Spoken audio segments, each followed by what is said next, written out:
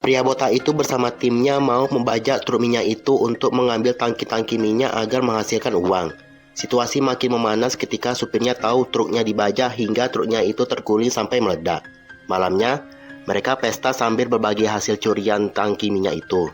Kemudian, pria ini mengejar seorang penjahat untuk mencari info siapa nama di balik kejahatan itu semua. Setelah itu, pria botak itu mendapat kabar bahwa pacarnya dibunuh dan mereka pun langsung berduka atas kematian pacarnya.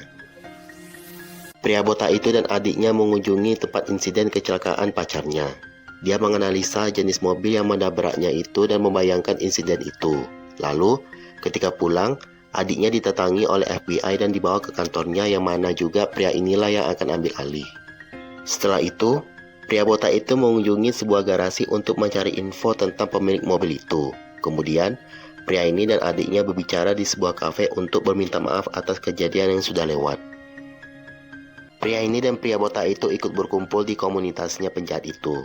Lalu, mereka mengadakan balapan yang mana jika menang bisa bergabung ke komunitas mereka.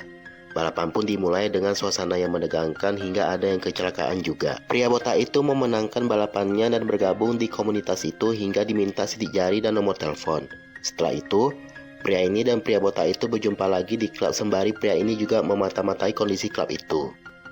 Pria ini mengunjungi markasnya komunitas jahat itu dengan adanya pria botak itu di sana. Lalu, dia bergegas melepaskan pelacak dari polisi itu agar tidak ketahuan mereka. Kemudian, mereka berpetualang melewati goa yang gelap itu. Setelahnya, pria botak itu langsung mengetahui siapa pembunuh pacarnya dan terjadi ledakan hingga perang pun dimulai. Mereka pun mulai akur kembali, tetapi mereka baku hantam lagi karena pria ini ada terlibat juga dalam kematian pacarnya pria botak itu. Pria ini dipanggil oleh atasannya karena melanggar perintah. Lalu, pria ini meminta kompensasi agar tugasnya tetap masih dipercayakan kepadanya. Kemudian, pria botak itu menghubungi ketua komunitas jahat itu untuk nego kerjasama. Malamnya, mereka di suatu markas dan ada pria tua menawarkan uang untuk suatu barang. FBI pun datang untuk menyekap penjahatnya, yang mana penjahatnya sama ini si ketua itu. Setelah itu, wanita ini datang untuk membantu mereka mencari si penjahat itu, dan ketangkap di sebuah gereja ketika sedang ibadah. Ketika membawa penjahat itu, kawanannya datang mengejar hingga suasana menjadi tegang.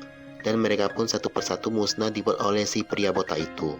Kemudian, pria ini babak belur dengan anak buahnya dan langsung tewas ketika ditabrak si pria botak itu. Setelah itu, pria botak itu dijatuhi hukuman 25 tahun penjara karena catatan kriminal sebelumnya. Lalu, pria ini dan timnya kompak mengejar bus tahanan itu dan menarik perhatian tahanan-tahanan itu.